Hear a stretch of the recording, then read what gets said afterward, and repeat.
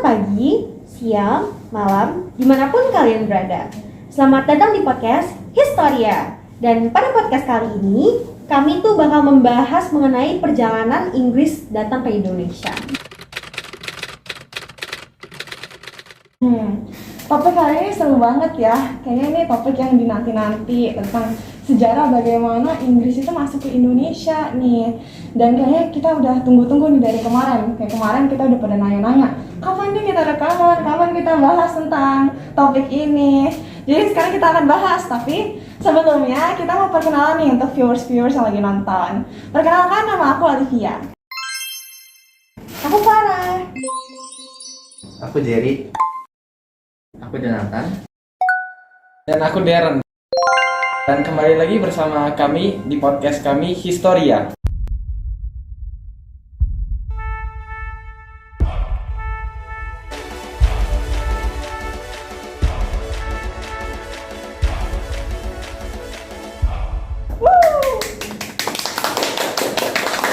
Oke, jadi seperti yang sudah disampaikan oleh Clara, kita akan membahas tentang perjalanan Inggris yang datang ke Indonesia.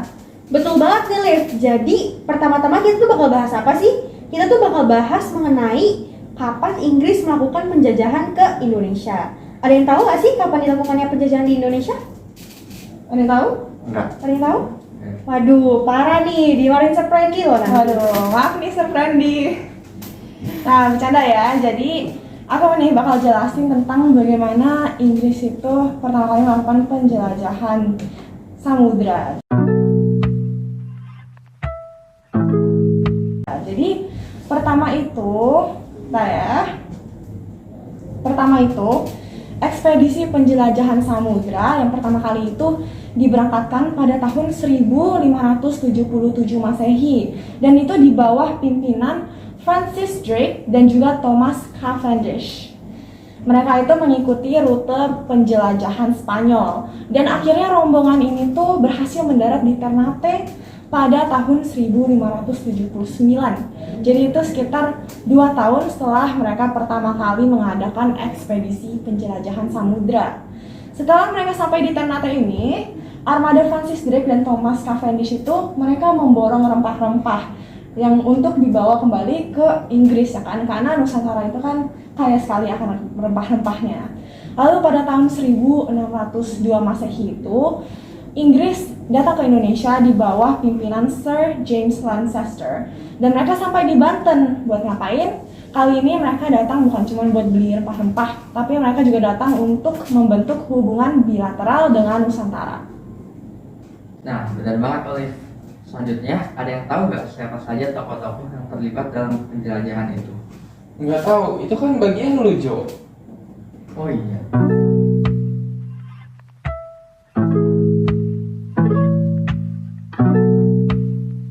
Jadi tokoh-tokoh yang terlibat itu ada 3, yaitu Sir James Lancaster, James Cook, dan Francis Drake. Nah, Sir Francis Drake ini dia berlayar ke barat. Setelah 68 hari dia sampai ke pulau-pulau kecil di Indonesia. Dan jika Sir James Lancaster itu dia datang ke Indonesia pada tahun 1602. Dan terakhir James Cook datang kepada Indonesia pada tahun 1770.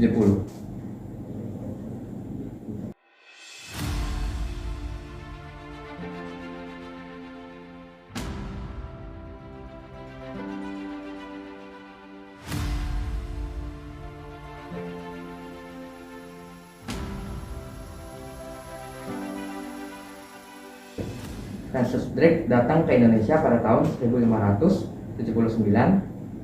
Kalau Sir James Lancaster itu datangnya 1602, dan yang terakhir itu James Cook datangnya 1770. Gila, keren juga loh Jo. Terus gue jadi penasaran gimana proses masuknya bangsa Inggris ke Indonesia. Oh, kalau itu gue tahu. Jadi prosesnya itu dimulai karena didorong kondisi semakin sulitnya mendapatkan rempah-rempah nih di Inggris. Jadi para pedagang Inggris ini kemudian mencari nih jalan keluar dengan mencari daerah utama penghasil rempah-rempah di dunia timur. Nah, Pelaut Inggris itu pertama kali sampai ke India pada tahun 1498 dengan mengikuti rombongan Portugis yang dipimpin oleh Vasco da Gama. Nah, Inggris itu kemudian berupaya memperkuat nih kedudukannya di India dengan membentuk kongsi dagang bernama East India Company atau EIC pada tahun 1600. Kemudian, 2 tahun setelahnya, yaitu pada tahun 1602, pemerintah Inggris mengirim utusannya ke Banten. Itu buat apa? Yang tadi udah dijelaskan oleh itu sebagai menjalin hubungan bilateral. Nah, rombongan Inggris yang sampai ke Banten ini di tahun 1602 tadi dipimpin oleh Sir James Lancaster yang seperti sudah disebutkan oleh Olive tadi. Nah, Sultan Banten ini kemudian memberikan izin nih kepada Inggris untuk mendirikan kantor dagang di daerah Banten.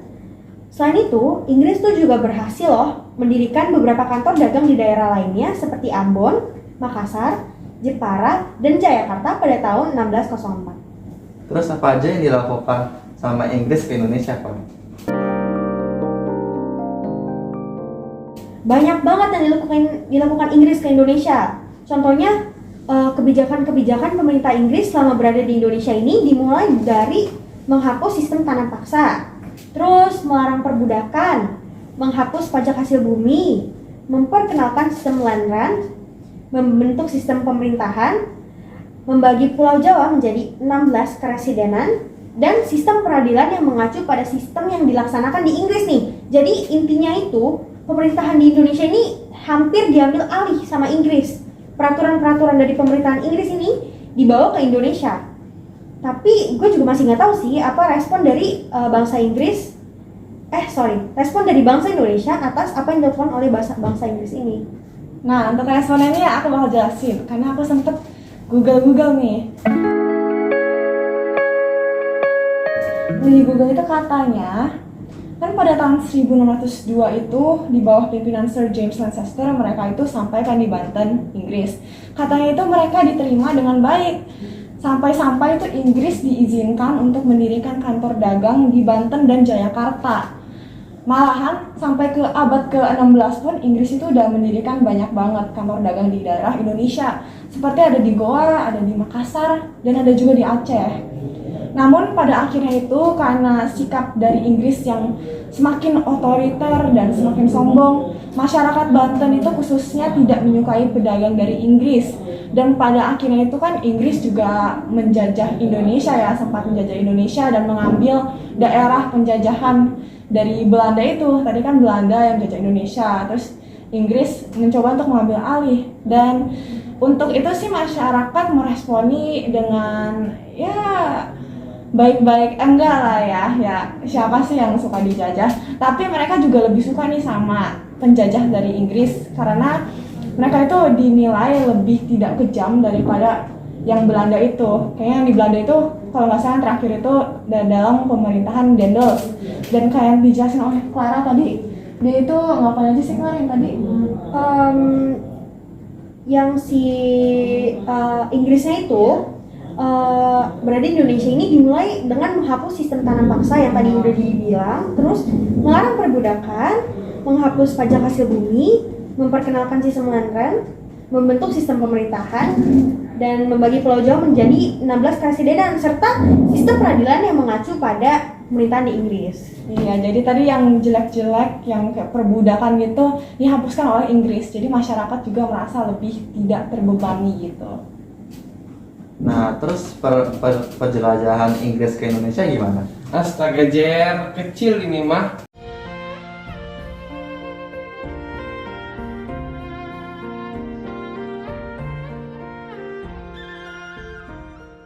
Jadi akhir kekuasaan Inggris di Indonesia itu ditandai dengan penandatanganan Konvensi London pada tanggal 19 Agustus 1814 antara John Vandal dari Inggris dengan perwakilan Belanda yang diwakili oleh Mr. Elaut, Baron van der Capellen, dan Bush yang isinya Belanda memperoleh kembali tanah jajahannya di Indonesia yang telah direbut oleh bangsa Inggris. Dan berdasarkan kesepakatan konvensi tersebut, Inggris mengembalikan Indonesia kepada Belanda dengan sebagai gantinya Inggris memperoleh daerah kekuasaan Belanda di India. Oke, dengan ini akhirnya podcast kita. Apa insight yang kamu dapatkan? Jadi insight yang kami dapatkan adalah sama seperti penjajahan lainnya, tentu penguasaan Inggris terhadap Indonesia juga menyengsarakan rakyat. Tanah milik rakyat secara sah dianggap sebagai milik pemerintah Inggris, dan rakyat dibebankan pajak atas tanah yang sebenarnya milik mereka sendiri. Sementara itu, bagi petani yang tak punya tanah juga diwajibkan membayar pajak kepala. Terus ada juga penghapusan sejumlah kebijakan Belanda yang sangat menyengsarakan rakyat seperti perbudakan, kontingente, tanam paksa, dan sebagainya. Thomas Stamford Raffles menemukan bunga Rafflesia Arnoldi yang saat ini menjadi salah satu bunga nasional Indonesia.